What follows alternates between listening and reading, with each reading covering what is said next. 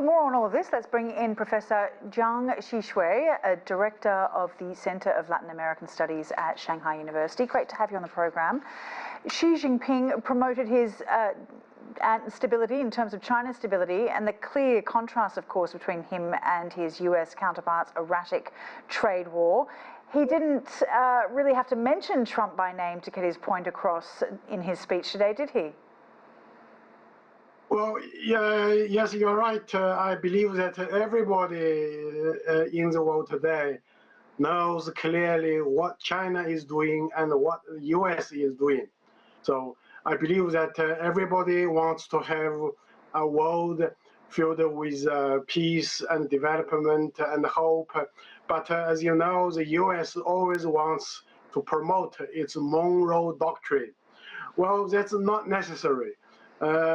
As we know that in the past several decades, China's relationship with the continent has been developing very rapidly.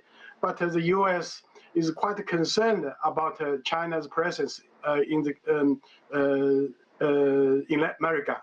Well, I don't believe that the US is really necessary to show any concern.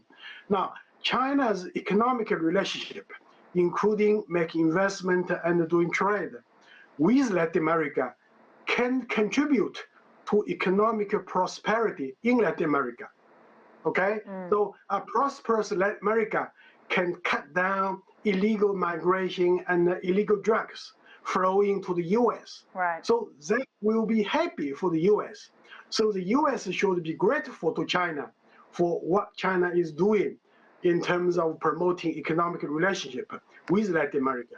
So in the near future, I hope that the US should cooperate with China to open up its market. So let's have a win-win-win situation. Why doesn't the US see? Win. It's a very good point that you make. Why do you think the US doesn't see that China could be supporting Latin America to be a more prosperous place that could potentially support US's economy as well?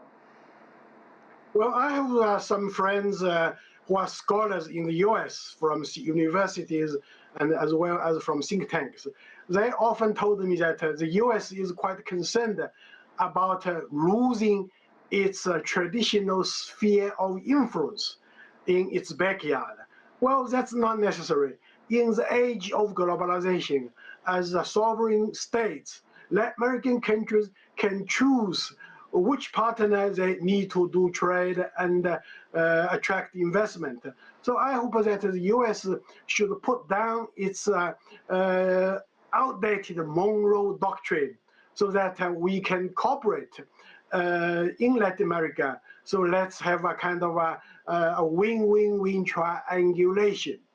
We know that Brazil's President Lula da Silva wants to build an indestructible relationship with China. Could you talk a little bit about what that means? But also when Lula said that China and Brazil will help the Global South gain respect once more, what did he mean by that? Well, I believe that President Lula just used a very nice word to describe the bilateral relationship between our two countries.